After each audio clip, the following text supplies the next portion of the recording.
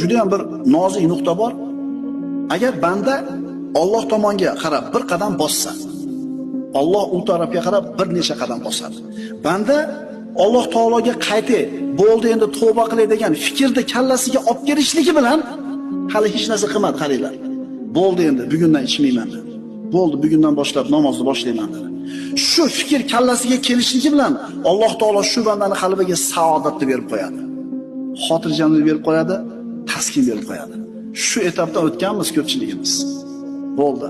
Ertadan namoz boshlayman deganingizda bilasizmi qanaqa maza qilgansiz? Eslang-da. Bo'ldi.